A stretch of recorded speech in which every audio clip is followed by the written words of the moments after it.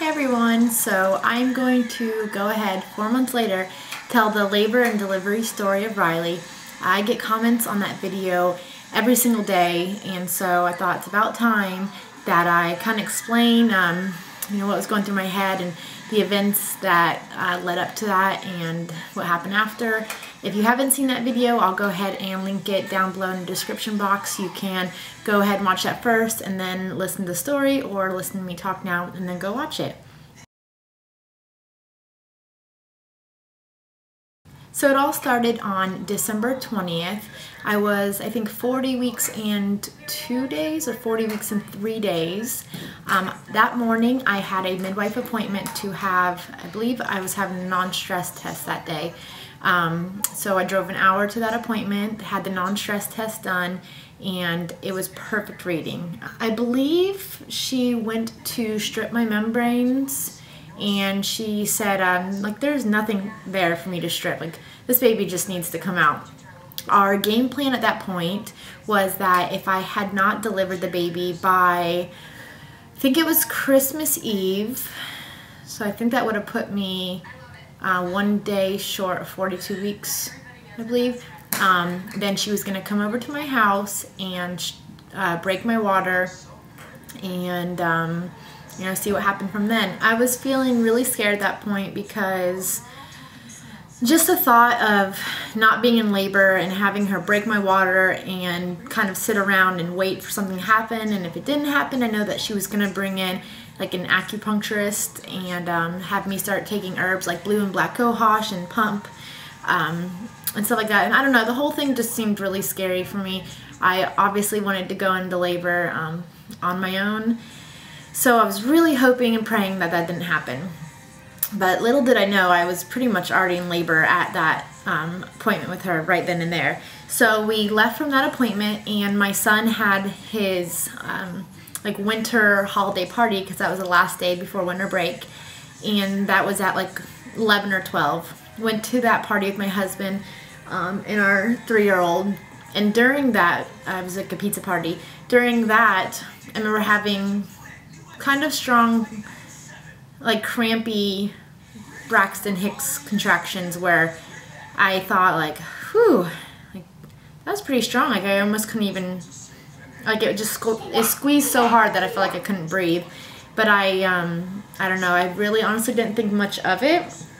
And so we came home and I laid down. At 1 o'clock is when like the light bulb went off in my head, saying like, I think this could be something, because I've had quite a few of those strong Braxton Hicks in the last hour. Let me go ahead and start timing them. So I got my phone out and I kind of just laid there and rest.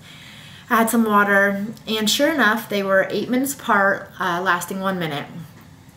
Maybe like a 1 on the scale of 1 to 10.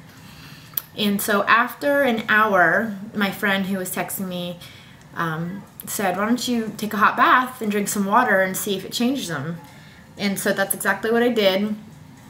After the bath at 3 o'clock, they were still 8 minutes apart, but now they're only lasting 30 seconds, which is a bit discouraging. But at that point I knew that I probably would have a baby in the next 2 days, and just to be patient. So fast forward 13 hours. So now we're on December 21st. I woke up at 4 o'clock in the morning. So those past 13 hours, they were still probably a, I don't know, a 1 to 2 on the pain scale. Like very doable, just kind of slowly breathe, not a big deal at all. So I woke up at 4 o'clock in the morning, and I was like trembling through them. And I went to the restroom, and when I wiped, I had a good amount of bloody discharge, and I thought, okay, here we go. Something's happening now. I've done this before, and I definitely think it's close. And so I ended up calling my midwife, and I told her what I just told you, and she said, okay, well, go through them another hour, and then call me back and let me know. So we hung up, and I stayed out in the kitchen, and I started rocking through more contractions, and that was the most painful my labor ever got, is right then and there, about 4 or 5 in the morning. It was really, really, really difficult. And for whatever reason, I never changed many positions. My favorite thing to do is just, there's a bar stool, like a bar, and I just kind of had my elbows on it and just rocked through it. Like, I didn't want to be on a ball. I didn't ever try like hands and knees. Like, that was just my spot, so I stuck with it.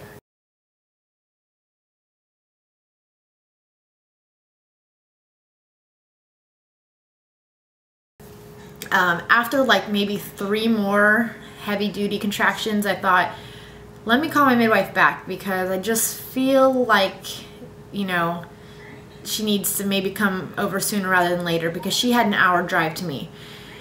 Called her back and I told her, and she, I guess, was feeling the same thing, because she said, you know, after we got off the phone, I jumped in the shower, I packed my bags, and I'm actually about to leave now, so I'll see you in about an hour.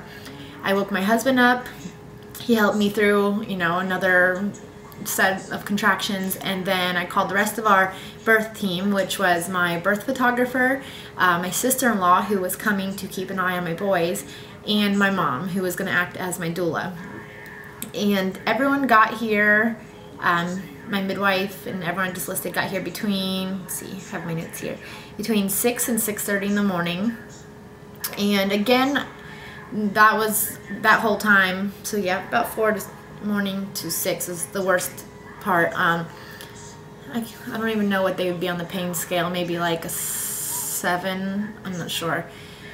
And I did really good about not being vocal. I wanted to be more quiet this time, because I was a little bit vocal with Dylan. So I just rocked through them.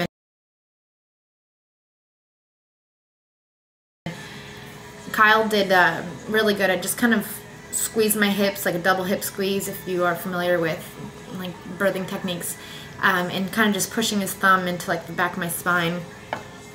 And let's see, as soon as everyone got here, I told the midwife, please fill up the pool, because that's my happy place. I loved being in the water with my son. I just wanted to get in that water. And at that point, I don't think I had any idea of when the baby was going to come. Like, I don't remember thinking like it's going to be really soon or it's going to be really far. I just kind of was taking each contraction as it came. Right around the time everyone got here, it's hard to explain, but the contractions, like the pain of contraction, just totally vanished. It just went away, and it got replaced with like a bearing down feeling. And with my son, the entire time until he was delivered, I had, you know, contraction pain. And with this time, like, it didn't feel like a contraction whatsoever. It was not painful. It was just like my body naturally bearing down, which it did with him as well, but it's just hard to explain. So I do remember then filling up the pool, going to use the restroom. My husband came in the bathroom to kind of hold my hands with me, and I remember saying, like, I'm pushing. And his little eyes lit up like, let's get you in that water. So I got in the pool at 7:30 in the morning, and it was perfect. I think they got it to like 101 degrees, and then they waited till it was down to like 99, and then they said I can get in. And from the start of them filling it to when I got in was about 30 minutes. So I got in, my husband got in behind me. I'd asked him, you know, during my pregnancy if he would mind getting in with me, and he didn't care at all. So he got behind me, and the position that I found the most comfortable was I was kind of like up on my, like, rolled onto like my left hip buttocks area. I didn't want to be straight on my butt, because I remember with my son it was a lot of like pressure on my tailbone, and I just didn't like it. And I didn't really want to be like hunched over the side too much, because that wasn't very comfortable for me either.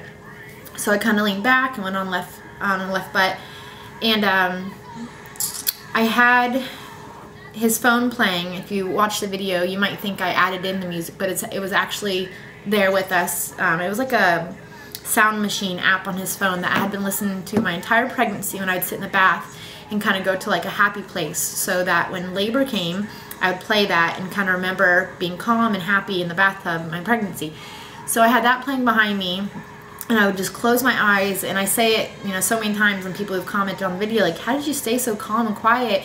And, you know, did you edit out the parts you were screaming? And like, no, I did not edit out any kind of parts where I was screaming. Like, I just went away. Like, I was in another world during that whole time in the pool. Like, I just closed my eyes, and my happy spot was laying on a beach. Like, that's what I had pictured the entire time. I was laying on a beach in Hawaii, and there were seagulls flying in the air and the wind, and it was just, that's where I went. And when I was in that spot, like, I really didn't feel anything, just some pressure.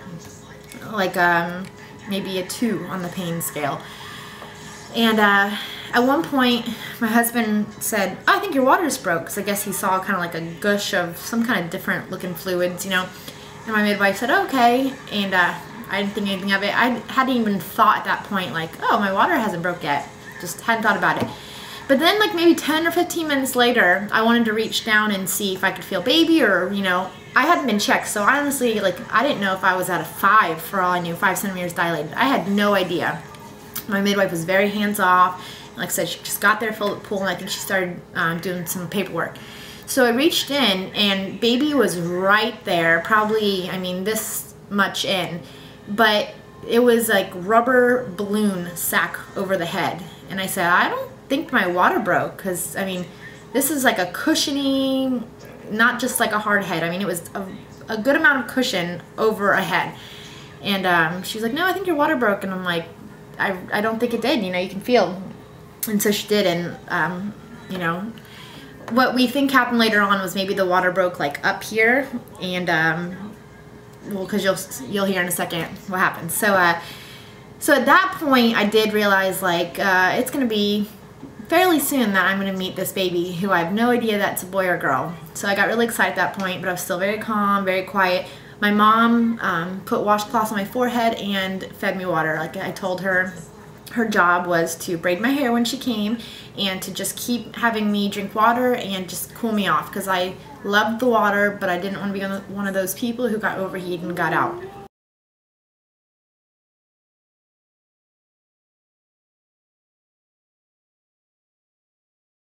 People were just kind of carrying on. The photographer was taking pictures. I had the live video going, which you see in the video. And I was in good spirits, because at one point my mom walked in front of the video and I said, you're in the way of the video, and I started laughing. Everyone started laughing because, you know, I had to have it on camera. Didn't want anyone messing that up. So I was in good spirits.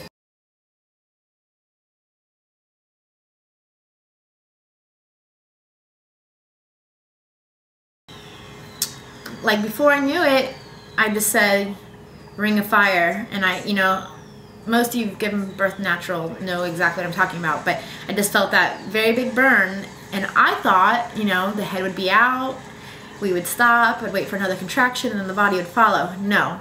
Like I said, ring of fire, I felt an intense amount of pressure, and then boop, pressure was gone, and I realized the baby was out. Like, I mean, flew out. And my mom's hysterical. When I watch that video back, I always watch her, because she just kind of jumps, the baby's out, and everyone just kind of, whoa, the baby's out. And I just kind of looked down and realized, holy crap, I'm done. That was it. And midwife picks her out of the water and says, what do you have? And I'll never forget this moment as long as I live. Like, probably, definitely #1 special moment in my entire life. You know, she said, what do you have? And I remember moving the umbilical cord between the legs, looking down. My husband and I kind of look at each other, and I look at my midwife, and the look on her face, if it could say something, was saying, you know, you're not crazy, you can say it. And I go, it's a girl, and I just start bawling. I mean, if you watch my videos, I was so convinced that it was going to be a 3rd boy. I was, you know, I had pictured me, you know, I'd braced myself for being the mom of 3 boys. His name was going to be Owen. I really just, when I closed my eyes, I pictured a little baby boy, Owen, in my arms. But did I want a girl? Of course. I mean, I just really didn't think I was going to get a daughter. And I just lost it and cried, and then my mom cried, and then I look at mom and I'm like, it's Riley, and I start crying, and my husband's just like, oh my gosh, and he's in shock, and our boys run out and realize it's a girl, and I'm so happy I have that on film. It's just such a beautiful moment.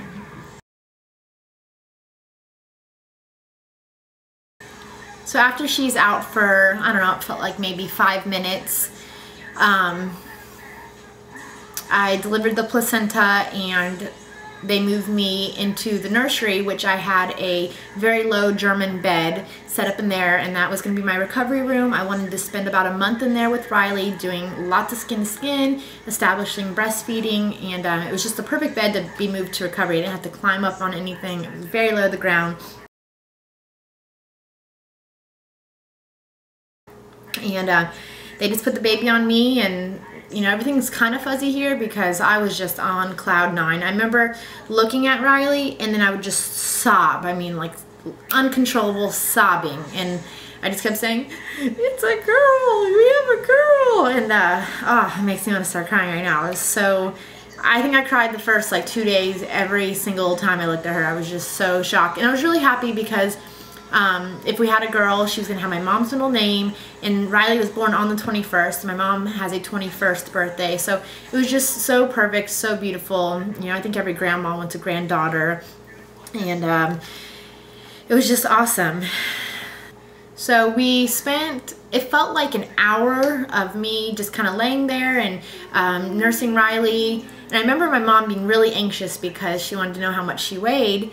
But, you know, I think the midwife was just doing her paperwork and just giving us time. Let's see, the umbilical cord wasn't clamped for like 45 minutes, I think, when I had read the notes back. So that's awesome because I wanted to delay cord clamping. So, and then she finally weighed her. She knew that both my boys weighed 8 pounds 0 ounces, and I saw the look in her eyes when she weighed her. And she goes, and I guess like the scale was kind of teetering back and forth at 8-0, 8-1, 8-0, and it locked at 8-1. So she beat her brothers by 1 ounce. So I was like, yes, you go, girl. And, but still, I mean, so similar. 3 kids, all 8-0, 8-0, 8-1. It's pretty special. And, yeah, I had a couple hiccups after delivering her because, oh, I'm sorry, I never addressed this when I just talked about delivering her. So I guess what happened is after she came out, the midwife picked out the water and said, "Look what came out with your baby," and it was the amniotic sac.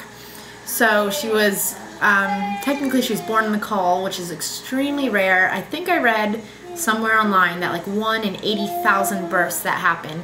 And it said that the babies can have special powers, or they're never supposed to die of drowning, or they grow up to be a midwife. There's all these things that, you know, are said to be. And but what my midwife thinks happened is that maybe my water did break, but it popped maybe up here, and the rest of the bag was over her, and she came out, and that's why I'm assuming she flew out and didn't stop at the shoulders, because she had a slippery sac around her. And I did not tear, and I'd like to think that's why as well, because it was just smooth exit. But it was also so fast that I was terrified. And she didn't check me for tearing for like an hour either. And I do remember thinking like, please check me, because the endorphins are like wearing off and I'm more alert, and I don't want to go through this. But nope, thank gosh I did not tear. And so yeah, back to the hiccups. So we had some hiccups because I guess when the bag broke partially and came out, I guess some was still left in me, like they called it trailing membranes. And so my body, I still don't understand it totally, but I guess in body one, it needed to get that out, because I guess you can get like infection if anything is left back in you. So it was trying to get that out, and I remember her, you know, massaging my stomach and massaging, and my uterus just wasn't like clamping down, she said, and getting hard to what she would like. So they gave me, I think it was Methergin pills that will help it like clamp down faster.